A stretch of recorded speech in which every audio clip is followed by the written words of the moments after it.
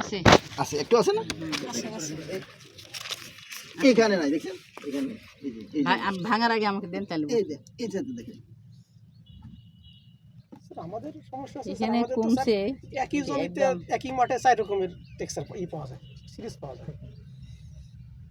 এটা হলো যে এটা এখানেও আছে কম আছে কিন্তু আছে কমছে আচ্ছা কিন্তু এটা আছে। ট্রানজিশন হ্যাঁ আচ্ছা এবার এখানে এখানে তো নাই এখানে নাই মানে আমরা ওখানে গিয়ে হঠাৎ করে এটা সিতে চলে এই সি আর কি জি। পারফেক্ট কতর মধ্যে আছে 50 বালি বালি এটা আমরা দেখব বালি বালি সি জিনিস এসে গেছে একেবারে তাহলে আমরা সি Plant material। ডিলিমিনেশনটা আমরা করতে পারতেছি হ্যাঁ? জি স্যার তাহলে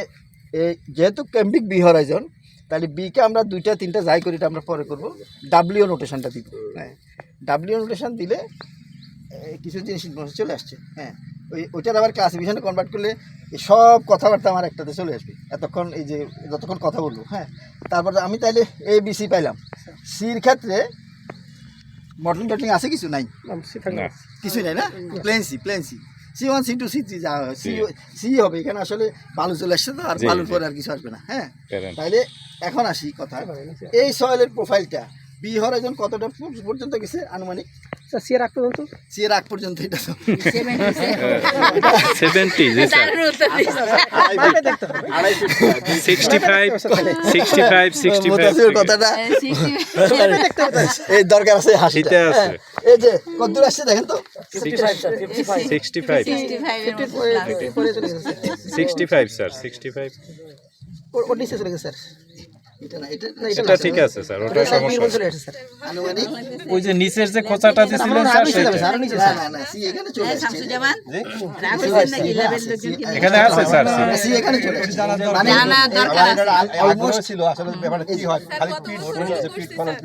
এই যে তাই না মানে এখান থেকে এখানে এসে একটা ট্রানজিশন হরাইজন আছে এটা কিন্তু না বি না সি সবাইকে দিতে পারলে ভালো হয়ে যাচ্ছে কিন্তু সবাইকে এটারে বলবো আমরা বিসি মানে এখানে এসে আমি কনফিউজ করতেছি আপনারা করবেন এখানে স্ট্রাকচার কিছু কিছু আছে কিছু কিছু আচ্ছা, আচ্ছা। ভাগ করা যাচ্ছে না এই ভাগ করা যেটা যাবে না আমি যখন কনফিউজড হব তখন সেখানে হরাইজন নোমেনক্লেচার হবে বিসি এটা বি এর পার্ট আছে সি এর পার্ট কিন্তু আমি দাগ টানতে পারতেছি না হ্যাঁ নিচের দিকে সি বেশি উপর দিকে বি বেশি হ্যাঁ মানে আমি যখন তাকাবো তখন দেখবো কি রে কালারও মিক্সড মনে হচ্ছে স্ট্রাকচারও ওইরকম কোথাও দেখা যায় একটু একটু আছে মনে হচ্ছে আবার দেখা যায় বালু হয়ে গেছে আমি আলাদা করতে পারতেছি না তখন দিব বিসি আর উপরে যদি এ বি আলাদা করতে না পারি তখন দিব এ বি এটা হলো ট্রানজিশন হরাইজন নর্মালি ফ্ল্যাট প্লেনের ক্ষেত্রে এ বি হরাইজনটা রেয়ার বিসিটা হয় কারণ ওই যে আমরা চাষবাস দিয়ে এমনি তো আলাদা করে ফেলি নদী কত দূরে হ্যাঁ তাইলে আমরা তিনটা লেয়ার পাইলাম হরাইজন পাইলাম জি এখন আসি এই সয়েলটার বি হরাইজন কত ডেপ পর্যন্ত বি 65 70 আমরা যদি সাপোজ 100 কমে তো সিরাক পর্যন্ত 100 কমে না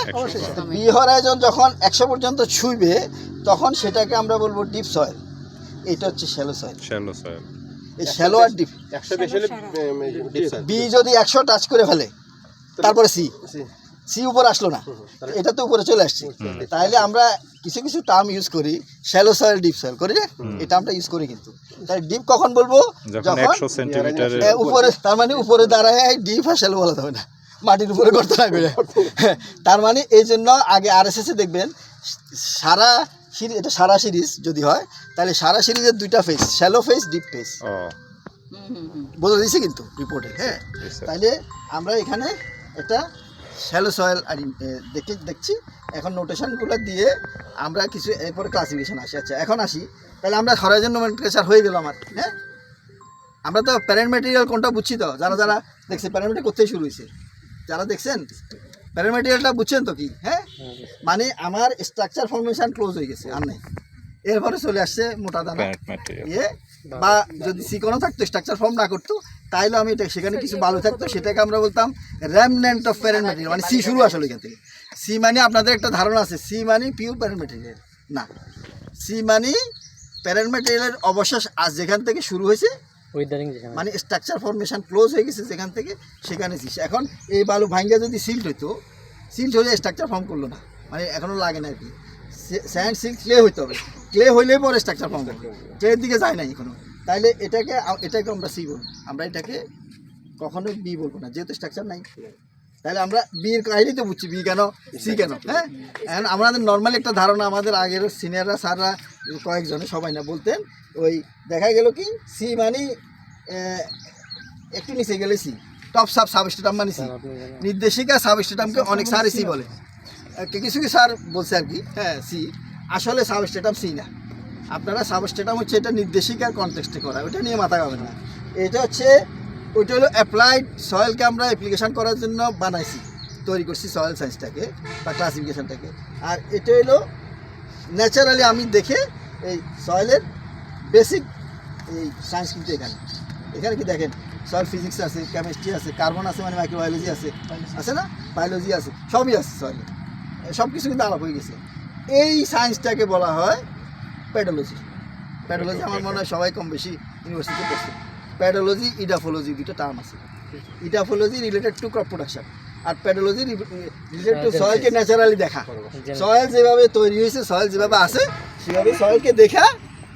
আইডেন্টিফাই, ক্লাসিফাই, ম্যাপ, কোরিলেট সব করা হইল প্যাডোলজি। মানে আমরা এসআরডিএ সয়েল সায়েন্টিস্টটা কি আসলে প্যাডোলজি, কিন্তু আমরা হয়ে গেছি ইডাফোলজিস্ট। কি ঠিক না বলতেছি? আর কি এখন অবস্থাটা এরকম হয়ে গেছে। ঠিক আছে, সেটা জানতে হবে আমার, সেটা জানতে হবে। আমি বলবো বাবা মার পরিচয়টা ভোলা যাবে না, এটা বাদ দিলে এটা বাবা মার আপনাকে পরিচয় ভালো করে ভোলা জানতে যাবে হবে। না, এবং ওইখানে আমাদের ডিফারেন্স হলো অন্যদের সাথে। এটা ভালো করে জানতে হবে। এসআরডি এর সায়েন্টিস্ট আর বিআরআই বিডি যেখানকার সায়েন্টিস্টের ডিফারেন্সই হলো ওই যে পেডোলজি জানাটা। আচ্ছা, এখন আসি ইয়া না হইছে কি বলে অ্যাসিড। আচ্ছা, আমরা মানে মৃত্তিকা দলের সাথে মানে ইন্টারন্যাশনাল যে আমাদের রিলেশনটা মানে ওইটা অ্যাবসেন্ট